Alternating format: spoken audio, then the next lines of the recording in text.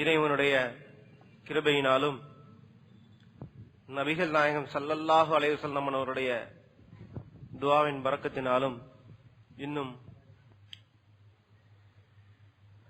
நமது ஷேகுமார்கள், அவுலியாக்கள், நாதாக்கள் இவர்களுடைய துஆவின் பரக்கத்தினால் இந்த தரீகத்துல் சிஸ்தியா ஆன்மீக இஸ்திமாவின் 2ஆம் நிகழ்ச்சிகள் ஆரம்பமாகிவிட்டன.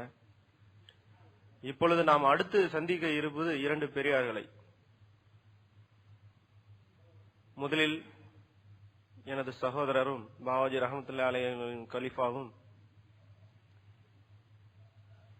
திண்டுக்கல் பகுதியில் ஷேகாக அல்லாஹ் தஆலாவால் தேர்ந்தெடுக்கப்பட்டிருக்குமான சிஸ்தி பாவா அவர்கள் உரையாற்ற இருக்கின்றார்கள். அவர்களைத் தொடர்ந்து ஆன்மீக பேரொளி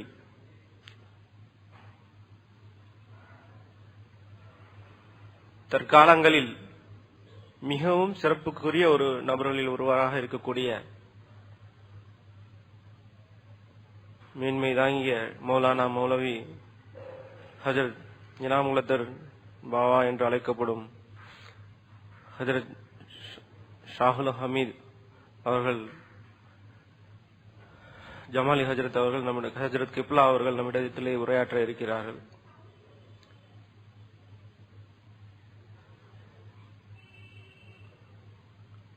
இந்த 2 மற்றவர்களுடைய பேச்சுகளுக்கும் இன்று நாம் கேட்கக்கூடிய பேச்சுகளுக்கும் நிறைய வித்தியாசங்கள் இருக்கின்றன. உலமாக்கள் தங்களுக்கு கொடுக்கப்பட்ட தலைப்புகளை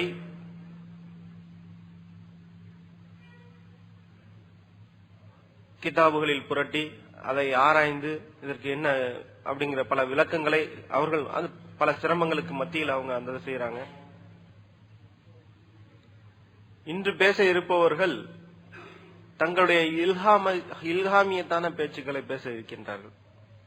அல்லாஹ் தஆலா அவருடைய கல்புகளிலே என்ன உதிக்க செய்கின்றானோ அந்த பேச்சுக்களை பொதுவாக மேடையில் ஏறும் பொழுது நாம் ஒன்று நினைத்துக் கொண்டாலே அல்லாஹ் தஆலா ஒன்றை வெளிப்படுத்துவான். இது பெரியோர்களுக்கு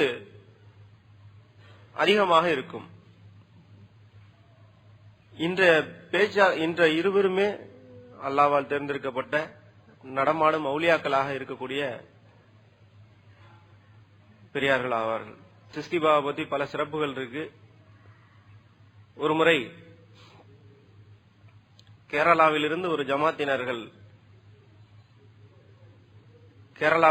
ஜமாத்தினர்கள் ஜியாரா செய்து கொண்டே போகிறார்கள். கடற்கரையோரமாக நாகூர், கோட்டப்பட்டினம், பாசிப்பட்டினம் அப்படி எல்லாம் ஜியாரா செஞ்சுட்டு ஏர்வாடி போனாங்க. ஏர்வாடி போயிருக்கும் பொழுது அங்க துவா செஞ்சாங்களாம். பாஷா நாயகமே எங்களுக்கு நாங்க அவுலியாக்களின் தரிசனத்தை பெற்றுக் கொண்டு வருகிறோம், எங்களுக்கு ஜிந்தா வலியில்லாக்களை காட்டிக் கொடுங்கள் அப்படின்னு சொல்லணும். ஜிந்தா வலியில்லா யாரையாவது காட்டி கொடுங்க அப்படின்னு சொல்லி கேட்டாங்க. அப்போ அவர்களுக்கு அவங்க கனவின் மூலமாக அறிவித்து கொடுத்ததாகவும் சிஸ்தி பாபா அவர்களை திண்டுக்கலில் சிஸ்தி பாபா அவர்களை அறிவித்து கொடுத்து தெளிவான அட்ரஸை கொடுத்து அனுப்பி வைத்து அவர்கள் அனைவரும் திண்டுக்கலில் பார்த்து பேசி முசாபா செய்து விட்டு போன சம்பவம் நம்ம கண் முன்னால் இருக்கு. பாஷா நாயகம் அவர்களால் ஜிந்தா அவுலியா என்று காட்டிக் கொடுக்கப்பட்டவர்களாக இருக்கின்றார்கள். அதற்கு அடுத்ததாக நேற்று கும்பகோணம் ஜாஃபர் சாதிக் மௌலானா ஹஜரத் பேசினது தெரியும் நமக்கெல்லாம். அவர்கள் நீண்ட காலமாக ஒரு ஷெய்கிடத்தில் பையத்தாக வேண்டும் என்ற திட்டத்தோடு இருந்து காலகட்டத்தில் ஒருமுறை நாயகம் ஸல்லல்லாஹு அலைஹி வஸல்லம் அவர்கள் கனவிலே தோன்றி, இன்ன நபரிடம் நீங்கள் பையத்தாகி கொள்ளுங்கள் அப்படின்னு சொல்லியிருக்காங்க. அப்ப அவங்க கனவுல கண்ட நபரை யாரும் பார்க்கல, அவருக்கு தெரியாது.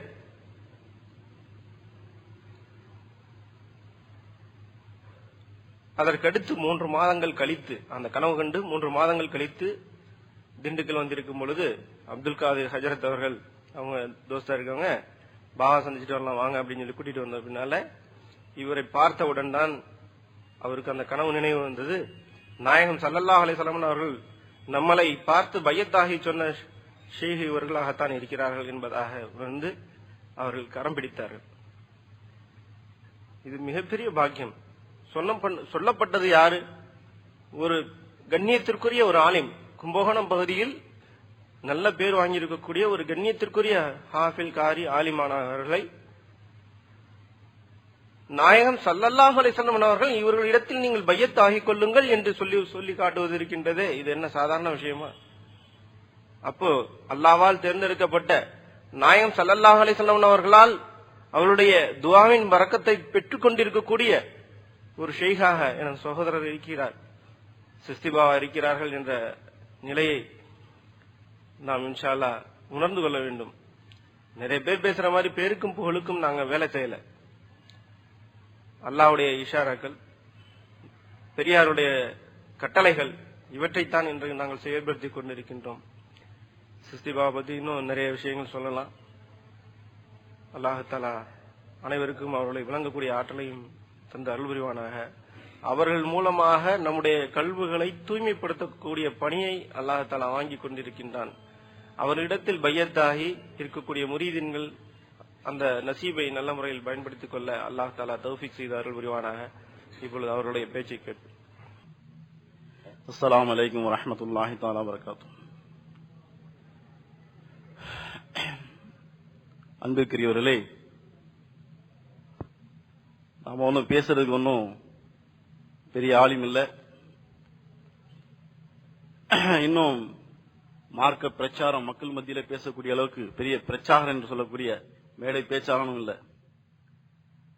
இருப்பினும் நம்ம சில செயல்பாடுகள், நம்மகிட்ட இருக்கக்கூடிய சில விஷயங்களை நம்மை சார்ந்தவர்களுக்கு சொல்ல வேண்டிய நிர்பந்தத்தில் இருப்பதன் காரணமாக உங்கள் முன்னால் நான் இப்படி அமர்ந்திருக்கேன்.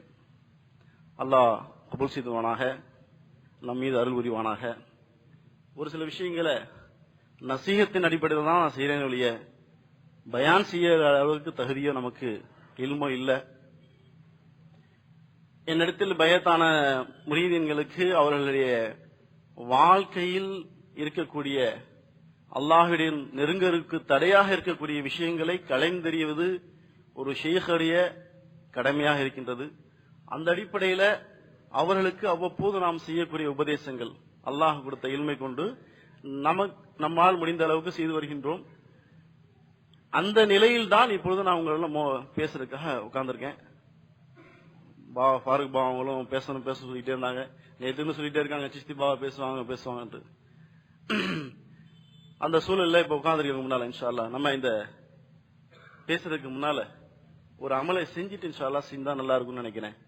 நம்ம சிஸ்தியா தரீகால திக்ரே கல்பி என்று சொல்லக்கூடிய ஒரு அமல் இருக்கின்றது. நேற்று இஸ்முதாத் செஞ்சோம், மற்ற அமல்கள்லாம் நிறைவா செய்ய முடியல. ஏன்னா நிறைய உலமாக்கள் பேச வேண்டியிருந்தது, நேரங்கள் குறைவா இருந்ததுனால அது போன்ற சில விஷயங்கள்லாம் பேச முடியல, செய்ய முடியல. இன்ஷா அல்லாஹ் நம்ம திக்ரே கல்பி செய்யறதா இருக்கும். திக்ரே கல்பினா என்ன? திக்ரே கல்பி எதற்கு? இன்னைக்கு ஆன்மீகம் ரீதியில மனசை கட்டுப்படுத்துறேன், மனசை ஒருநிலைப்படுத்துறேன் என்று சொல்லிக்கிட்டு எத்தனையோ யோகிகள் ஞானிகள் சொல்லிக்கிட்டு என்ன செய்றாங்க, மக்கள் மத்தியில பெரிய பெரிய மகான்களாக திகழ்றாங்க. இன்னும் சொல்ல போனா லட்சக்கணக்கான நபர்கள் அவரிடத்துல என்ன செய்றாங்க, தொடர்பு வச்சவர்களாக. இன்னும் வருத்தமான விஷயம் என்னன்னா, நம் போன்ற இஸ்லாமியர்களும் அவரிடத்திலே போய் பயிற்சி பெறக்கூடிய நிலையில இருந்துகிட்டு இருக்காங்க. ஆனா இஸ்லாத்தில் இருக்கக்கூடிய அடிப்படை விஷயங்கள் இருந்தா அவங்கள்ட்ட இருக்க ஒழிய இஸ்லாமிய ஞானிகள், இஸ்லாமிய வலிமார்கள், அல்லாஹ்வுடைய நெருக்கம் பெற்ற அவுலியாக்கள் அவர்களை கொண்டு பாடம் படித்தால் ஒழிய அவர்களுக்கு இப்படிப்பட்ட விஷயங்கள் இல்லை. எப்படி சொல்லணும்னா, நம்மளாம் கேள்விப்பட்டிருப்போம், ஃபரீதுddin ஷக்கர்கஞ்சி ரஹ்மத்துல்லாஹி அலைஹி, ஃபரீதுddin ஷக்கர்கஞ்சி ரஹ்மத்துல்லாஹி அலைஹி குதுபுத்தீன் பக்தியார் காக்கி ரஹ்மத்துல்லாஹி ஹலீஃபா. குதுபுத்தீன் பக்தியார் காக்கி யாருன்னு கேட்டீங்கன்னா அஜ்மீர் பாவாவுடைய ஹலீஃபா. அஜ்மீர் பாவாவுடைய ஹலீஃபா குதுபுத்தீன் பக்தியாரி. குதுபுத்தீன் பக்தியார் காக்கியுடைய ஹலீஃபா ஃபரீதுddin ஷக்கர்கஞ்சி. ஃபரீதுddin ஷக்கர்கஞ்சி ரஹ்மத்துல்லாஹி ஹலீஃபாக்கள் பிரபல்யமானவங்க, இந்தியாவிலே பிரபல்யமானவங்க. அதுல நமக்கெல்லாம் அறிமுகமானவங்க டெல்லி நிஜாமுதீன் அவுலியா. டெல்லியில அடங்கியிருக்காங்களே நிஜாமுதீன் அவுலியா. இன்றைக்கு வரைக்கும் யார் அரசாட்சியில பிரதமராக ஏறினாலும் கூட கண்ணியம் கருதி அவரிடத்திலே சென்று ஜியாரத் செய்துவிட்டு அவர்களுக்கு ஒரு போரை போர்த்தி விட்டு அவர்களை கண்ணியப்படுத்தி விட்டு தான் அந்த அரசு அமர்வுகள் என்பதாக சொல்லி காட்டுகிறாங்க.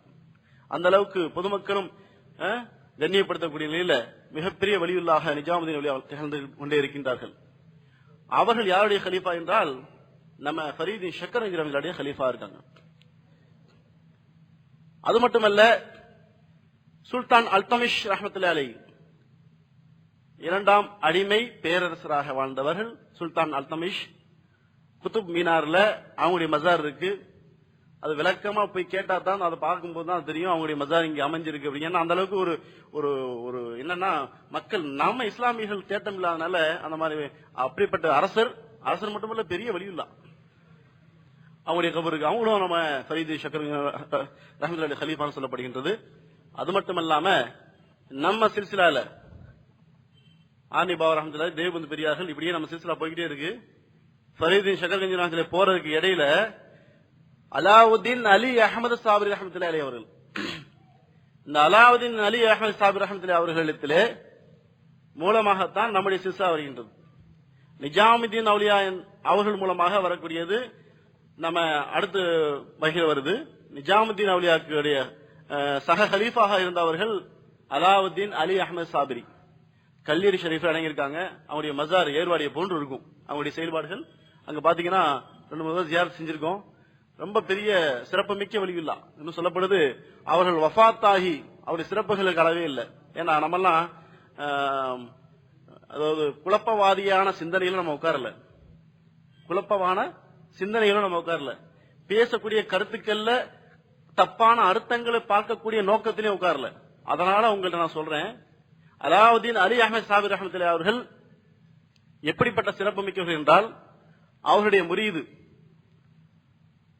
ஷம்சுத் துர்க்கி பாணிப்பட்டி ரஹ்மத்துல்லாஹி அலைஹி, ஷம்சுத்தீன் துர்க்கி பாணிப்பட்டி ரஹ்மத்துல்லாஹி அலைஹி, அவங்க பாணிப்பட்டில் என்ன செய்றாங்க, அங்க அடங்கியிருக்காங்க. அவங்க தன்னுடைய ஷேഖோடு நீண்ட காலம் வாழ்ந்து நசியத்துல அவங்களுடைய பயிற்சியில் இருந்துகிட்டு இருக்கும் பொழுது அவர்களிடத்துல யாரிடத்தில் தன்னுடைய ஷேഖ் இடத்தில் ஒரு கேள்வி கேட்டாங்க. ஷேഖ் அவர்களே,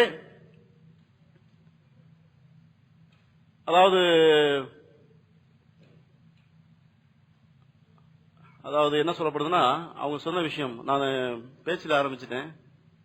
அதுக்கு முன்னால் நம்ம திக்ரே கல்வி செஞ்சுட்டு பேசினா நல்லா இருக்கும் இன்ஷா அல்லாஹ். அல்ஹம்துலில்லாஹ். திக்ரே கல்வியை பத்தி சொல்லணும்னா, நாம் திக்ரு செய்யக்கூடியவர்கள் நம்முடைய இதயம் எந்த நிலையில் இருக்கின்றதோ, எதை பற்றி நினைக்கின்ற அதிகமாக தொடர்புள்ளதோ இருக்கிறதோ அதை கொண்டுதான் ஒவ்வொரு செயல்பாடு நம்முடைய ஒவ்வொரு உறுப்புகளும் செய்யக்கூடியதா இருக்கின்றது. நாம் என்ன எண்ணுகின்றோமோ அந்த எண்ணத்துக்கு தக்கவாறு நம்முடைய சிந்தனைகள் இருக்கின்றது. அந்த சிந்தனைக்கு தக்கவாறு நம்முடைய ஒவ்வொரு உறுப்புகளும் அசைவுகள் ஏற்படுகின்றது. இதுதான் உண்மை. ஆக அந்த கல்வி என்று சொல்லக்கூடிய அந்த அமைப்பு இருக்கின்றது, எதையாவது சார்ந்ததாகத்தான் இருக்கும், யாரையாவது சார்ந்ததாகத்தான் இருக்கும். இது அப்படித்தான் அல்லாஹ் தஆலா படைச்சு வச்சிருக்கான். அப்போ இந்த கல்புக்குன்னு ஒரு நாவு இருக்கு. இப்ப நான் பேசிக்கிட்டு இருக்கேன், நீங்க எல்லாம் யாரும் பேசல, இருந்தாலும் உங்களுக்குள்ள இருக்கக்கூடிய அந்த மனசு பேசிக்கிட்டு இருக்கு, அதான் மனசு சொல்லுவோம், பேசிக்கிட்டே இருக்கு. அப்ப அதுக்கு ஒரு நாவு அல்லாஹ் வச்சிருக்கான். அந்த நாவை நாம அல்லாஹ்வை திக்ர் செய்யக்கூடியதா ஆக்கிக்கணும். அப்ப அல்லாஹ்வை திக்ர் செய்யக்கூடிய நாவா அந்த நாவை நான் ஆக்கிட்டோம்னா, அது கொஞ்ச நாள் பயிற்சியில ஷேகுமார்கள் கொடுக்கக்கூடிய அந்த கொஞ்சம் பயிற்சியில கொஞ்சம் கொஞ்சமா கொண்டு வருவாங்க. கடைசியில நாளடைவில் 1/4 மணி நேரம், 1/2 மணி நேரம், 1 மணி நேரம் இப்படி ஒதுக்கும் பொழுது அந்த கல்பாகப்பட்டது நாம தூங்கினாலும் கூட அல்லாஹ்வை திக்ர் செய்யக்கூடியதாக மாறிடும். அப்படிப்பட்ட பயிற்சி அந்த கல்பு செய்யக்கூடியதா மாறும் பொழுது அல்லாஹ்வுடைய நிஸ்பத் என்னும் தொடர்பு அந்த கல்புக்குள்ள ஏற்பட்டு போது, இதன் காரணமாக அந்த கல்பில் இருந்து வெளிப்படக்கூடிய அந்த அல்லாஹ் அல்லாஹ் என்று சொல்லக்கூடிய அந்த திக்ராகப்பட்டது நல்லதையே செய்யக்கூடியதாக, நல்லதையே சிந்திக்கக்கூடியதாக, நல்லதையே நாம் பார்க்கக்கூடியதாக, நல்லதையே பேசக்கூடியதாக ஆகுவதற்கு ஒரு காரணமாக அமைந்து விடுகின்றது. அதனாலதான் திக்ரே கல்வி என்று நம்ம கல்வியில் அல்லாஹ்வுடைய திக்ரை முழுமையாக கொண்டு வருவது இதற்கு ரொம்ப அத்தியாவசியம் செய்யப்பட்டு நம்ம பயிற்சியில் ஒன்றாக திக்ரே கல்வின்னு சொல்லக்கூடிய அந்த திக்ரை நாம இன்ஷா அல்லாஹ் செய்ய இருக்கின்றோம். அந்த திக்ரை எப்படின்னா, நம்ம மௌனமாக இருந்து கல்பை உற்று நோக்கியவர்களாக நம்முடைய கல்வியில் இருக்கிற நாவை அந்த கல்வை அல்லாஹ் அல்லான்னு செய்யணும். அது ஒரு 5 நிமிஷம் இன்ஷா அல்லாஹ் கண்ணை மூடிக்கிங்க, உங்களுடைய கல்வை ஒத்து பாருங்க. அந்த கல்புல அப்படியே சொல்ல வைங்க, அல்லாஹ் அல்லாஹ் அல்லாஹ் எல்லாம் சொல்ல வைங்க இன்ஷா அல்லாஹ். ஒரு 5 நிமிஷம் இந்த திக்ருக்கு பின்னால மற்றது பேசுவோம் இன்ஷா அல்லாஹ். அல்ஹம்துலில்லாஹ் நஹ்மதுஹு வ நஸல்லி அலா ரசூலிஹில் கரீம். அம்மா பஅத். இம்மையும் மறுமையும் படைத்து அதில் கோடான கோடி ஜீவராசியையும் படைத்து எந்தெந்த ஜீவராசிகளுக்கு எது எது எவ்வப்போது தேவை என்பதை அறிந்து அதை பக்குவமாக பாதுகாத்து பரிபாலித்து வரக்கூடிய ஏக வல்ல ரட்சகனாய் அல்லாஹ் ஒருவனுக்கே உரித்தாக. அவருடைய சாந்தியம் செலவாத்தும் சமாதானம் என்றென்றும் நமது நபிகள் நாயகம் ஸல்லல்லாஹு அலைஹி வஸல்லம் அன்னார்கள் மீதும் அன்னாரின் குடும்பத்தாக குலஃபாக்கள் சஹாபாக்கள் தாபியன்கள் தபோ தாபியன்கள் இமாம்கள் அவுலியாக்கள் முஸ்லிமான மோமீனான அனைவர் மீதும் குறிப்பாக இந்த மஜ்லிஸிலே வந்திருக்கக்கூடிய வர இருக்கின்ற வந்து சென்ற அனைவர் மீதும் உண்டாவதாக. அன்பிற்குரியவர்களே, நம்ம முன்னால சொன்னது மாதிரி இந்த திக்ரு கல்பு செஞ்சோம் இல்லையா, இந்த திக்ரு கல்பையத்தான் காபிர்கள் அறியா மக்களிடத்தில் இந்த விஷயத்தை சொல்லித்தான் அவர்கள் பெரிய ஆளுகளாக காமிச்சு அவர்கள் பக்கம் திசை திருப்புறாங்க. இது இஸ்லாத்துல உள்ள விஷயம், இஸ்லாத்தில் இருக்கக்கூடிய ஆன்மீகத்தில் இருக்கக்கூடிய ஒரு அம்சம். நம்முடைய ஷேகமார்கள்ட்ட இது இருக்கு. இப்ப நம்ம ஒரு 5 நிமிஷம் நம்ம கல்வியில கவனிச்சோம். கல்வை கவனிக்கும் போது இப்ப இந்த அறையில இருந்து இப்ப நம்ம ஒரு மஹால்ல அமைஞ்சிருக்கோம். ஒரு 100 பேர் 200 பேர் உட்கார்ந்து இருக்கோம். பெண்கள் வர்றாங்க போறாங்க, சிறுவர்கள் இருக்காங்க. இந்த மாதிரி ஒரு சூழல்ல நம்முடைய சிந்தனை இருக்கு. அந்த சிந்தனை இதை கவனத்தை கவனிச்சோம். இதுலயும் சில ஊசலாட்டங்கள் அது போன்ற இந்த நம்ம சொன்ன விஷயங்கள்லாம் நம்ம நெருக்கிறதுக்குண்டான வாய்ப்புகள் இருக்கு. ஆனா ஒரு தனி அறையில் அமர்ந்து நம்முடைய சிந்தனையை ஒன்றிணைத்து முழுமையாக நம்முடைய கல்வை வாட்ச் பண்ணோம்னா, நம்முடைய முழுக்க நம்ம கல்வை கவனிக்க ஆரம்பிச்சோம்னா அது எப்படி இருக்கும் சிந்திச்சு பாருங்க. முழுமையாக நம்முடைய மற்ற கவலைகள் மற்ற விஷயங்கள் அனைத்து தூரம் போயிடும். மனசை ஒருநிலைப்படுத்திடும். இந்த மனசை ஒருநிலைப்படுத்துவதுதான் இந்த திக்ருக்கள். இதைத்தான் மற்றவங்கள்ட்ட போய் பயிற்சியா சிந்திக்கிறாங்க.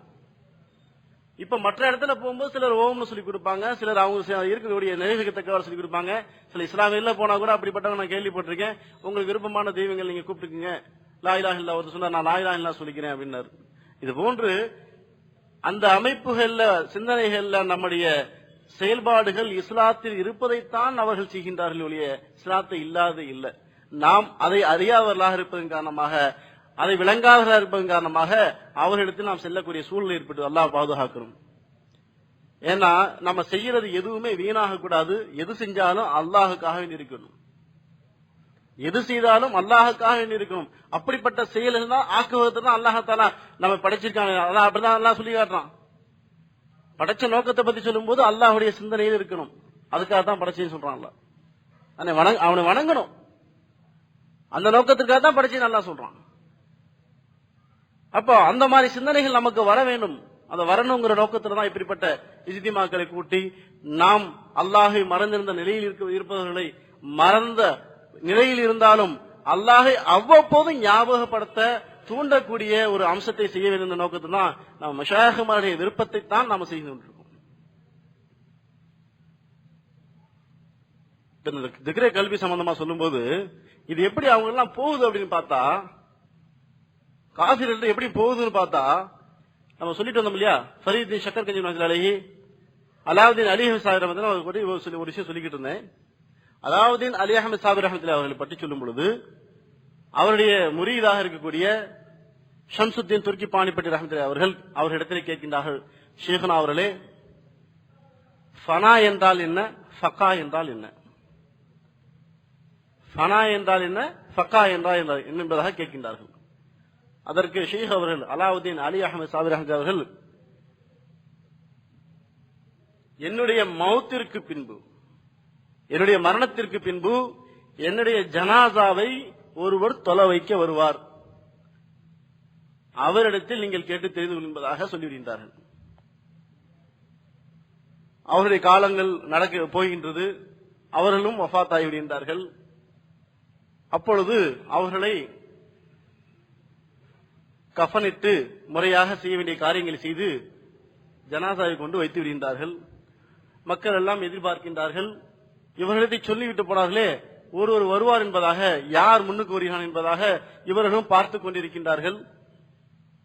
அப்பொழுது திடீரென்று ஒரு குதிரையில் அமர்ந்தவர்களாக ஒருவர் வந்து கொண்டிருக்கின்றார். வந்த நபர் நீராக இறங்கி அவர் முகம் முழுவதும் பர்தா அணிந்தவர்களாக முகத்தையும் மூடி பர்தா நிலையிலே வருகின்றார். நேராக ஜனாசா முன்னில் நின்று ஜனாசா தொழுகின்றார்கள். பின்னால் தொழுகி முடிகின்றது. தொழுகை முடித்தவுடனே அவர்கள் நேராக அந்த குதிரையிலே ஒரு காலை ஏறி வைத்தவர்களாக ஏற எத்தனிக்கும் பொழுது ஷம்சுத்தீன் துருக்கி பாணிப்பட்டி ரஹ்மத்துல்லாஹி அலைஹி தன்னுடைய ஷேக் சொன்னாங்க இல்லையா, என்னுடைய ஜனாசாவை யார் தொழு வைக்க வருகின்றாரோ அவரிடத்தில் நீங்கள் கேட்டுக்கொள்ளுங்கள், ஃபனா என்றால் என்ன, ஃபகா என்றால் என்பதை சொன்னார்களா, இவர்தானே வந்து தொழுவித்து செல்கின்றார் என்பதாக சென்று அவருடைய கரம் பிடித்தவர்களாக அவர்கள் கேட்கின்றார்கள், நான் தங்களிடத்தில் ஒரு கேள்வி கேட்க வேண்டும் என்பதாக. அவர்கள் என்ன என்று கேட்கின்றார்கள், என்னுடைய ஷேகிடத்திலே நான் இந்த கேள்வி கேட்டேன், அவங்க வந்து என்னுடைய ஜனாசா தொழுகிறது சொன்னாங்க, அப்போ இப்ப தாங்க தான் தொழு வச்சீங்க, ஃபனா என்றால் என்ன, ஃபகா என்றால் என்ன. அவர் வேறொன்றும் பேசவே இல்லை.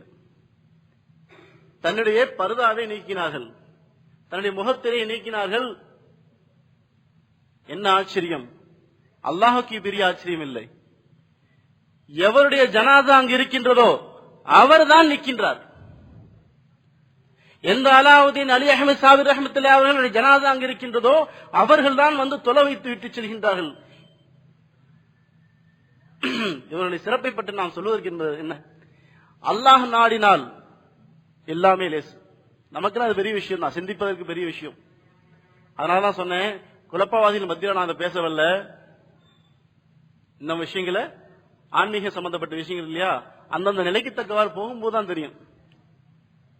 இதை பத்தி சொல்லும் பொழுது முஜத்திதி அல்ஃபதானி ரஹ்மத்துல்லாஹி அலைஹி அவர்கள், முஜத்திதி அல்ஃபதானி யாருன்னு கேட்டீங்கன்னா, அக்பருடைய காலத்தில் இருக்கக்கூடிய குழப்பத்தை தெளிவுபடுத்தியவர்கள்.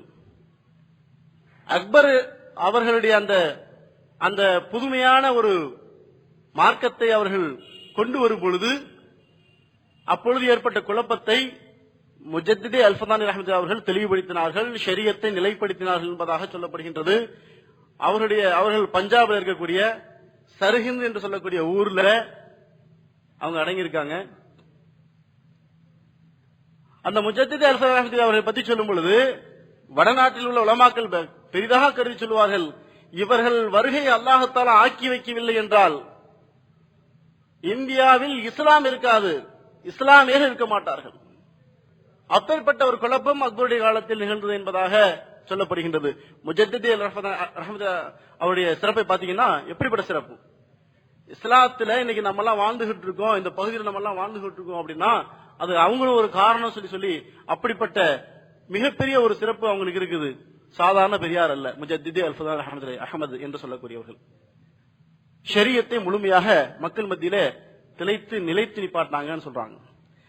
அவருடைய காலத்திலே அவர்கள் சொல்கின்றார்கள், முஹையத்தீன் அப்துல் காதிர் ஜீலானி ரஹ்மத்துல்லாஹி அவர்கள், கௌசுல் ஆலம் முஹையத்தீன் அப்துல் காதிர் ஜீலானி அவர்கள் ஒரு கிதாபிலே பதிவாகப்பட்டிருக்கின்றது. அவர்கள் கூறுகின்றார்கள், நான் லவ்ஹுல் மஹ்ஃபூல் என்று சொல்லக்கூடிய ஏட்டிலே இருக்கக்கூடிய விதிவசத்தை என்னால் மாற்ற இயலும் என்பதாக சொல்கின்றார்கள். இதை படித்துவிட்டு முஜத்திதி அல்ஃபதானி ரஹ்மத்துல்லாஹி சொல்கின்றார்கள், ஷேக் அவர்கள் கௌஸ் நாயகம் அவர்கள் இப்படிப்பட்ட ஒரு வார்த்தையை சொல்லியிருக்கின்றார்களே, இது எப்படி சாத்தியம்?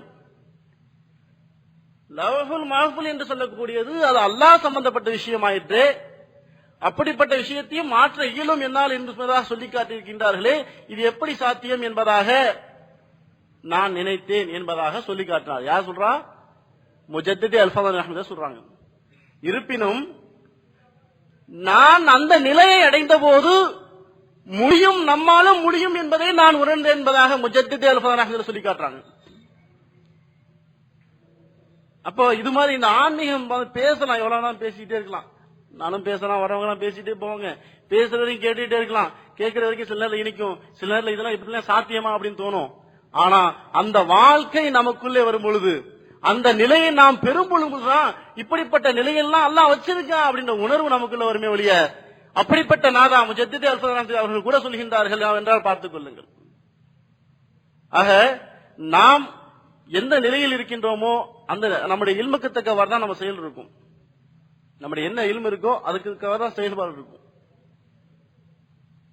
இப்போ இந்த இந்த நம்ம இந்த நோக்கம் என்னை பத்தி இப்ப பாபா பேச சொன்ன நோக்கமே என்னன்னா, இது தொடர்பு எதற்கு, இந்த நிஸ்பத் எதற்கு, ஷேக் முரீத் என்ற உறவுகள் எதற்கு, ஷேக் முரீத் என்ற உறவுகள் எதற்கு அப்படின்னா, இந்த மாதிரி நிலையை பெறுவதற்கு, இந்த நிலையை பெறுவதற்கு என்று சொல்ல விட அல்லாஹை நெருங்குவதற்கு.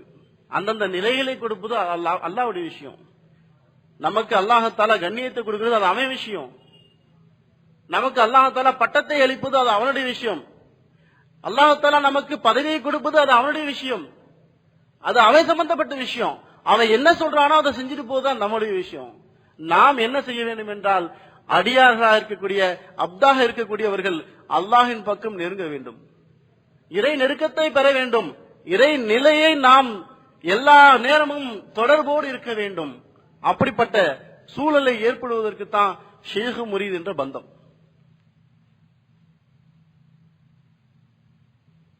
ஒரு ஷேக்னு சொன்னா நிச்சயமான முறையில அவருடைய கல்போடு அல்லாஹ் பேசக்கூடியவனா இருக்கணும். அவருடைய கல்போடு அல்லாஹ் பேசக்கூடியவனா இருக்கணும். ஏன்னா நேற்று கூட சொன்னாங்க இல்லையா, உலமாக்கள் நிறைய பேசினாங்க, நிறைய கருத்துக்கள் சொன்னாங்க. கல்பில் முஃமினீன அர்ஷுல்லா, முஃமினுடைய உள்ளம் அல்லாஹ்வுடைய சிம்மாசனம். அல்லாஹ் வந்து தங்கக்கூடிய இந்த இடத்துல நாம் துனியாவுடைய விஷயங்களை எல்லாம் உள்ளத்துல வச்சிருந்தோம்னா அல்லாஹ் எப்படி வந்து தங்குவான்? நம்முடைய மனைவி, நம்மை விரும்பக்கூடிய மனைவி வேற யாரையாவது நம்ம விட தப்பான சிந்தனையில் இல்ல, அவங்களோட தவறான உறவு வச்சிருக்காங்க நோக்கத்தில் இல்ல, நம்ம விட வேற ஏதாவது ஒரு சிந்தனையில் கூட ஒருவரின் பக்கம் அன்பு செலுத்திட்டால் போதும், எந்த அளவுக்கு நமக்கு ரோஷம் வருகின்றது. என் பேச்சை விட அவன் பேச்சு முக்கியமா, நான் சொன்னதை விட அவனுடைய வார்த்தை தான் உனக்கு பெருசா போச்சா, இப்படி எல்லாம் நம்ம கேட்கிறோம் இல்லையா?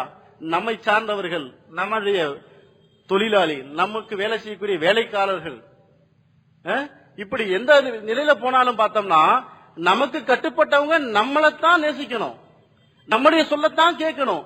இப்படித்தான் நம்முடைய ஒவ்வொரு சிந்தனை இருக்கு. ஆனா ரப்புல் ஆலமீன் ஆகிய அல்லாஹு தாலா அவன் எப்பேற்பட்டவன், நம்ம படைச்ச நோக்கம் என்ன, நமக்கு என்ன நியமத்துகள் கொடுத்திருக்கான், ஒன்னா ரெண்டா சிந்திக்க முடியுமா? ஏதாவது ஒரு சின்ன கவலை வந்துட்டா போதும், அல்லாஹ் எனக்கு தான் இப்படி கொடுத்துட்டான், உடனே அல்லாஹ் நிந்திச்சிரும். அல்லாஹ் எனக்கு தான் கொடுத்துட்டான், இப்படிப்பட்ட வேதனை எனக்கு தான் இருக்கு போட்டு அல்லாஹ் உடனே நிந்திக்க நம்ம ஆறிடுறோம். அல்லாஹ்வுடைய நம்முடைய கொடுக்கப்பட்ட நியமத்துக்களை சிந்திச்சு பார்த்தா உடல் உறுப்புகள்ல கோடான கோடி இருக்கின்றது. மூசா அலைஹிஸ்ஸலாம் அவங்களுடைய காலம் நினைக்கிறேன், அவர்கள் ஒரு பக்கம் அப்படி போய்கிட்டே இருக்காங்க, ஒரு காட்டு பகுதியில் போய்கிட்டே இருக்காங்க. அப்பொழுது ஒரு முனகல் சத்தம் கேட்குது. அந்த முனகல் சத்தத்தை கேட்டு பக்கத்துல போக போக பார்த்தா அங்கே அவரு நல்லா தெளிவா கேக்குது, அல்லாஹு ஷுக்கூர் அல்லாஹு ஷுக்கூர். இது எங்க இருந்து வருது? இன்னும் பக்கத்துல போறாங்கன்னா ஒரு கருப்பு மூளை மாதிரி ஒரு மூட்டை இருக்கும்ல, கருப்பு மூட்டை மாதிரி சுருண்டு கிடக்குது, அது பார்க்க மூடை மாதிரி தெரியுது, அதுல இருந்து வர மாதிரி இருக்கு. இன்னும் பக்கத்துல போய் பாக்குறாங்க, அவர் இடத்துல நெருங்கி போய் பாக்குறாங்க, அது கருப்பு மூடை இல்ல, இந்த வெண்குஷ்டம் கருங்குஷ்டம் சொல்லுவாங்க, அந்த மாதிரி குஷ்ட நோயில ஒருவர் என்ன செய்யறார், சுருண்டு படுத்தவராக வெட்ட வெயில்ல காட்டுல சுருண்டு படுத்தவராக கிடைக்கின்றாரு. அதை பார்த்த உடனே இவங்களுக்கு ஆச்சரியம். பக்கத்துல போனாங்க, கேட்டாங்க, நீ என்ன மனிதர், அல்லாஹ் உனக்கு என்ன நியமத்தை கொடுத்திருக்கான்னு போட்டு நீங்க அல்லாஹ்வுக்கு ஷுக்ர் சொல்லிக்கிட்டு இருக்கீங்க, இப்படிப்பட்ட வேதனை இருந்துகிட்டு இருக்கும்போது உங்களுக்கு எப்படி அல்லாஹ்வுக்கு ஷுக்ர் சொல்ல எண்ணம் உங்களுக்கு எப்படி வந்தது என்பதாக கேட்கின்றார்கள். அந்த நபர் சொல்கின்றார், அல்ஹம்துலில்லாஹ், அல்லாஹு தஆலா எனக்கு இலகுவான முறையில லேசான முறையில என்னுடைய பீஷாப் சிறுநீர் வெளியாகும்படி அல்லாஹ் தஆலா ஆக்கி வச்சிருக்கான், அந்த நியமத்திற்காக நான் அல்லாஹ்வுக்கு ஷுக்ர் சொல்லிக்கிட்டே சொன்னார். இப்ப நம்மளாம் அதை பத்தி சிந்திக்கிறோமா? இந்த நீர் வெளியேறுதே, இதை பத்தி நம்ம சிந்திக்கிறோமா? இது நிக்காம போனாலும் எவ்வளவு சிரமம், நிக்காம அப்படியே வந்துகிட்டே இருந்தாலும் எவ்வளவு சிரமம், அது அடைபட்டு போனாலும் வெளியேறாம போனாலும் எவ்வளவு சிரமம். இதுக்காக டயாலிசிஸ் சொல்லி போட்டு என்னென்னமோ பண்ணி டியூப் மூலமாக வெளியேற்றிக்கிட்டு இருக்காங்க நீர்களை. இந்த மாதிரி வியாதி உள்ளவங்களுக்கு, வியாதி பட்டவங்களுக்கு தான் அதனுடைய வேதனையை போய் கேட்டா தெரியும். இந்த நீர் நம்மை விட்டு அசுத்த நீர் வெளியேறுவதன் மூலமாக அல்லாஹ் அளித்த நியமத்து எவ்வளவு வெளியது என்பதை அந்த நோய் வந்தால் தான் உணர முடியும். அதை அவர் உணர்ந்திருந்தார். அல்லாஹத்தாலா அதை லேசாக்கி வச்சிருக்கான்னு நினைச்சு நான் அல்லாஹுக்கு ஷுக்ர் சொல்லியிருக்காங்க. உடனே சொன்னாங்க, நான் அல்லாஹ்வுடைய நபி ஆயிடுச்சு, அதனால நான் துவா செய்யறேன், அல்லாஹ் உங்களுக்கு ஷிஃபாக்கிடுவான், நீங்க துவா செய்யுமான்னு கேக்குறாங்க. அவங்க சொன்னாங்க, மூசாவை இது என்ன நானாச்சு அவனாச்சு, இது ஏன் சம்பந்தப்பட்ட விஷயம், அதனால நீங்க விட்டுருங்க அப்படி சொல்லிட்டு நபி அவர்கிட்ட சொன்னதாக சொல்லப்படுகிறது. இப்படிப்பட்டவர்கள் எல்லாம் வாழ்ந்தாங்க. நம்ம எல்லாம் அந்த அல்லாஹ்வுடைய நியமத்துகளை சிந்திக்கிறது இல்ல. கண்ணு இழந்தவங்களுக்கு தான் தெரியும் இந்த கண்ணுடைய அருமை. இந்த நாவு இருக்கு இல்லையா, இந்த நாவில எவ்வளவு பேச்சு பேசிக்கிட்டு இருக்கோம், எவ்வளவு விஷயத்தை நம்ம சொல்லிக்கிட்டு இருக்கோம், எவ்வளவு நல்ல காரியங்கள் நம்ம செயல்படுத்துறோம், அல்லாஹ்வுக்கு எவ்வளவு சுக்ர் சொல்லக்கூடிய வாய்ப்புகள் இது மூலமா இருக்குது. எத்தனையோ நம்முடைய மனைவி மக்களுக்கு தேவையுள்ளதா இருக்குது, நம்முடைய வியாபாரத்துக்கு தேவையுள்ளதா இருக்கு. இப்படி ஒவ்வொன்றையும் நம்ம சிந்திச்சு பார்த்தோம்னா இந்த நாவின் மூலமாக எவ்வளவு நல்ல காரியம் செய்யலாம். ஆனா தீயங்காரியங்கள் மிகையா போகுது, அல்லாஹ் பாதுகாக்கணும் அதை விட்டு. இப்படி ஒவ்வொரு உறுப்புகளையும் நம்ம பார்த்தோம்னா கோடான கோடி நியமத்துகள் அல்லாஹ் வாரி வழங்கி இருக்கின்றானே, அவனுக்கு நம்ம எந்த அளவுக்கு நன்றி சொல்றோம்னு பார்த்தா நன்றி சொல்வதற்கு நாம் தயாராகவே இல்லை. ஏன்னா நமக்கு கொடுக்கப்பட்ட இந்த நியமத்துக்கள நம்ம பெருசா கருதுவதில்லை. ஏன்னா தானா கிடைச்சிருச்சு இல்லையா. அல்லாஹ் சொல்றான், நீ ஒரு ஜான் வா, நான் ஒரு முளம் வரைகிறான். ஏன் ரப்புல் ஆலமீன் தானே அவன், ஏன் அவன் முதல்ல வரக்கூடாது, அவன் ஏங்க வரக்கூடாது, நம்மளையே வர சொல்றான். அவன் தானே நம்மளை படைச்சான், அப்ப அவன் தானே வரணும். அவன் ஏன் வரல, நம்மளையே வர சொல்றான். நீ ஒரு ஜான் வா, நான் ஒரு முளம் வரைகிறான், நீ கொஞ்சம் வா, நீ நடந்து வா, நான் ஓடடி வரைகிறான். ஏன் சொல்றான், நாம் அவனுக்கு நன்றி செலுத்தக்கூடியவர்களாக ஆக வேண்டும். அல்லாஹ்வுடைய தேட்டத்தை நம்ம சிறிதளவாவது நம்முடைய வாழ்க்கைக்கு வரணுங்கிற நோக்கத்தை தான் அல்லாஹ் சொல்லியிருக்கான். எதற்காக சொல்லியிருக்கான், அப்படிப்பட்ட நியமத்துக்களை, அளவில்லா நியமத்துக்களை அல்லாஹ் நமக்கு கொடுத்திருக்கான். நாம் அதற்கு நன்றி செலுத்தக்கூடியவர்களாக, அவனுடைய கட்டளை நிறைவேற்றக்கூடியவர்களாக சிறிதேனும் நம்ம முயற்சி பண்ணோம்னா அல்லாஹ் அதை விட நான் உனக்கு உதவி செய்யறேன் என்பதாக சொல்லத்தான் அல்லாஹ் நீ ஒரு ஜான் வந்தா நான் ஒரு முளம் வரைக்கலாம். ஆக அல்லாஹ்வுடைய நியமத்துக்களை நாம் எண்ணினோம் என்றால் 1-2 அல்ல, கோடான கோடி நியமத்துக்கள் அல்லாஹ் கொடுத்துக் கொண்டே இருக்கின்றான். ஒவ்வொரு நாளும் நமக்குள்ளே இருந்து கொண்டே இருக்கின்றது. அதை நாம் உணர வேண்டும், அல்லாஹ்வுக்கு நன்றி செலுத்துவதாக ஆக வேண்டும், அல்லாஹ்வுக்கு பிடித்தமான நல்லடியாக மாற வேண்டும். இப்படிப்பட்ட நிலையை நாம் பெறுவதற்காகத்தான் ஒரு ஷேக், ஒரு முரீதுடைய தொடர்புகள் என்பது அவசியப்படுகின்றது. நமக்கு இல்ம் இருக்கின்றது, இல்முள்ள உலமாக்கள் இருக்கின்றார்கள், உலமாக்களிடத்திலே தொடர்பு கொண்ட நம் போன்ற அவாம்கள் இருக்கின்றார்கள். அவர்களிடத்தில் இருக்கக்கூடிய இல்மை நமக்கும் பகிர்ந்தளிக்கின்றார்கள். அவருடைய தொடர்பின் காரணமாக நமக்கும் பகிர்ந்தளிக்கின்றார்கள். நாம் எப்படி உட்காருவது, எப்படி நடப்பது, எப்படி சாப்பிடுவது, எப்படி தொழுகுவது, எப்படி ஓதுவது என்பதை அவர்கள் மூலமாக நமக்கும் கிடைத்துக் கொண்டே இருக்கின்றது. இதெல்லாம் தாண்டியும் இதெல்லாம் வெளிரங்கமான விஷயமாக இருக்கின்றது. அந்த ரங்கமான விஷயம் ஒன்றுதான், அதுதான் ஷேகுமாரத்தில் கத்துக்க வேண்டியது. அது எப்ப முடியும் அப்படின்னா, அல்லாஹ்வுடைய நிஸ்பத் என்பது அந்த மனிதனுக்கு ஏற்படும் வரை. அந்த நிஸ்பத் ஏற்படும் என்றால் நாம் நம்முடைய உள்ளத்தை சுத்தப்படுத்த வேண்டும். இந்த உள்ளத்தை சுத்தப்படுத்துவதன் நோக்கம் என்னவென்றால், அல்லாஹ் உடைய இந்த சிம்மாசனத்தில் அவன் அமர வேண்டும், அவன் ஆட்கொள்ள வேண்டும். அவன் ஆட்கொள்ளும் பொழுது முழுமையாக அந்த பார்வை அல்லாஹ்வுடைய பார்வை ஆகின்றது. அந்த நாவு அல்லாஹ்வுடைய பேச்சாக ஆகின்றது. அந்த சொல் செயல் அனைத்துமே அல்லாஹ் ஆகிவிடுகின்றான். இதை பற்றி தான் சொல்லும் பொழுது, நீ ஒரு ஜான் வந்தால் நான் ஒரு முளம் வருகின்றேன், நீ நடந்து வந்தால் நான் ஓடோடி வருகின்றேன், நான் அவனாகி அவன் நானாகி இரண்டென கலந்து என் கண்ணை கொண்டே பார்க்கின்றான், என் நாவை கொண்டே பேசுகின்றான், என் கையை கொண்டே பிடிக்கின்றான், என் காலை கொண்டே நடக்கின்றான். அல்லாஹ் சொல்றான். ஹதீசுத்தில் வருவதாக நான் ஸல்லல்லாஹு அலைஹி வஸல்லம் கேட்டிருக்காங்க. இப்படிப்பட்ட நிலையெல்லாம் இருக்கா இல்லையா? இதை நம்ம மறுக்க முடியுமா இந்த ஹதீஸ? இப்படிப்பட்டவர்கள் இருக்கின்றார்களா இல்லையா? சிந்தியுங்கள். நாம இருக்கின்றோமா? நம்மை சார்ந்த தாய் தந்தையாக இருக்கின்றார்களா? நம்மை சார்ந்த சகோதரனா இருக்கின்றார்களா? நம்மை சார்ந்த உறவினர்கள் யாராவது அப்படி இருக்கின்றார்களா? அப்ப யாராவது இருப்பாங்க நிச்சயமா. அவர்கள் இல்லாட்டி அல்லாஹ் அப்படி சொல்ல மாட்டான். அப்படிப்பட்டவர்களை தேட வேண்டும். அப்படிப்பட்டவர்களை தேடுவதுதான் நமக்கு அத்தியாவசியமா இருக்கின்றது. இதைத்தான் நம்ம இமாம் கஸாலி என்று சொல்லி காட்டுறாங்க. எவர் ஒருவருக்கு ஷேக் இல்லையோ அவருக்கு ஷைத்தான் ஷேகாக ஆகிவிடுகின்றான். யார் சொல்றாங்க? இமாம் கஸாலி ரஹ்மத்துல்லாஹி அலைஹி. அவங்க சொல்ல நம்ம மறக்க முடியுமா? ஷேக் எப்படி? ஷேகோட தொடர்பு கொண்டவர்களுக்கு நிச்சயமான முறையில் ஷேக் வழிகாட்டுதல் இருக்கும். ஷேகுடைய வழிகாட்டுதல் இருக்கும். அவர் தவறேனும் செய்ய தூண்டப்பட்டிருந்தால் அவர் நிச்சயமான முறையிலே ஷேகுடைய உதவினால், ஷேகுடைய ஆலோசனையினால், ஷேகுடைய உபதேசத்தின் காரணமாக அவர் அந்த சூழலில் இருந்து நீங்கி விடுவார். அதற்காகத்தான் சொல்றாங்க இமாம் கஸாலி ஷேகுடைய தொடர்பு என்பது அவசியம் என்பதை சுட்டிக்காட்டுவதாக தான் ஷேக் எவருக்கு இல்லையோ அவருக்கு ஷைத்தான் ஷேக் ஆகிறான் என்பதாக. அல்லாஹ் தஆலா பாதுகாக்க வேண்டும். ஷேக் என்பவர்கள் எந்த நிலையில் இருக்க வேண்டும்?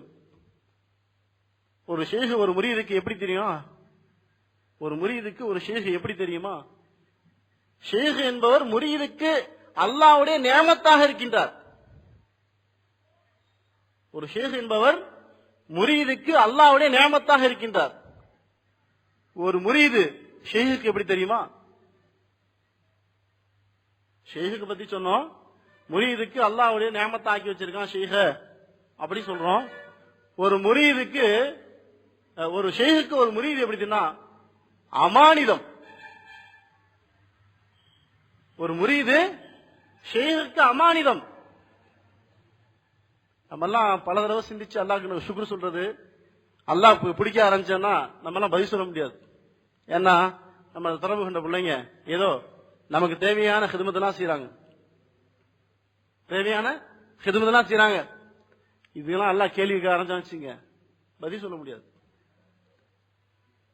அப்போ இவர் ஒரு ஷேகுடைய ஒரு முரீது ஒரு ஷேகை பற்றிய உயர்வான எண்ணத்தை போட்டு ஒரு கண்ணியத்தை அளித்து அவர் மீது அதிகமாக அன்பு செலுத்தக்கூடிய வண்ணம், அன்பு செலுத்துவதன் காரணமாக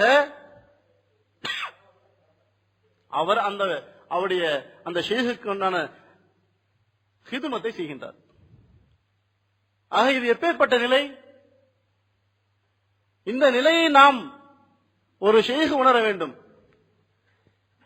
ஒரு ஷேகா இருக்கவங்க இதை உணரணும். அல்லாஹ் தஆலா ஒரு பொருளை கொடுத்திருக்கின்றான், இது அமானிதமாக இருக்கின்றது. ஒரு முரீதுடைய அன்பு என்பது அமானிதமாக இருக்கின்றது. இந்த முரீதுடைய அன்பை முழுமையாக அல்லாஹ்வின் பக்கம் திருப்ப வேண்டும் ஷேகாக இருக்கக்கூடியவர். தான் வாங்கி வைத்துக் கொள்வதற்கு அல்ல அந்த அன்பு, அவர் காட்டக்கூடிய அந்த பிரியத்தை முழுமையாக நாயகம் ஸல்லல்லாஹு அலைஹி வஸல்லம் அவர்களுடைய முஹப்பத்தின் பக்கம், அன்பின் பக்கம் திருப்பக்கூடியவராக ஷேகாக கூடியவர் இருப்பார்.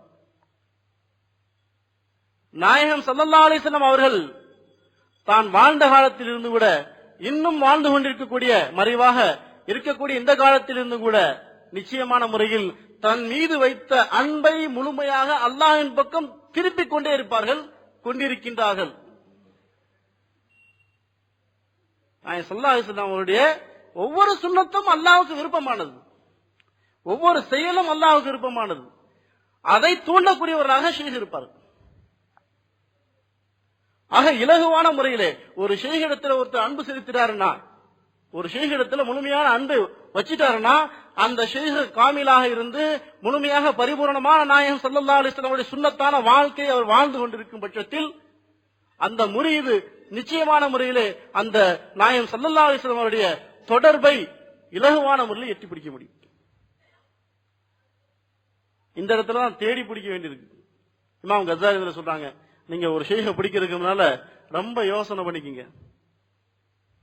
ஒரு ஷேகை பிடிக்கிறதுக்கு முன்னால ரொம்ப யோசனை பண்ணுங்க, நல்லா தேடி பாருங்க, நல்லா அலைஞ்சு திரியுங்க. ஏன்னா அந்த ஷேகு துனியாவாதியா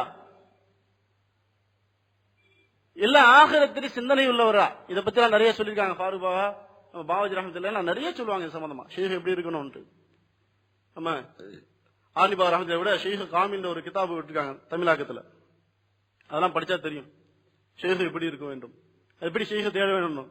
ஏன்னா அந்த மாதிரி ஒரு ஷேக் எப்படி இருக்க வேண்டும் என்றால் முழுமையாக அல்லாஹ்வுடைய சிந்தனையில் திளைத்தவர்களாக, தன் மீது வைக்கக்கூடிய முகப்பத்துகளை முழுமையாக அல்லாஹின் பக்கம் நாயகம் ஸல்லல்லாஹு அலைஹி வஸல்லம் அவர்கள் பக்கம் திருப்பி அதன் மூலமாக அல்லாஹின் பக்கம் திருப்பக்கூடியவர்களா இருக்க வேண்டும் என்ற நிலையில்தான் அந்த ஷேக் இருக்க வேண்டும். ஏனென்றால் அன்பு என்பது சாதாரணமானதல்ல. ஒருவர் நம் மீது செலுத்தக்கூடிய அன்பு என்பது அல்லாஹ்வுடைய அளவில்லா கிருபையில் ஒன்றாக இருக்கின்றது. அந்த அன்பை நாம் நமக்கு நாமே வைத்துக் கொண்டோம் என்றால் நிச்சயமான அல்லாஹ்விடத்தில் பதில் சொல்லியே ஆக வேண்டும் ஒரு ஷேகா இருக்கக்கூடியவர்.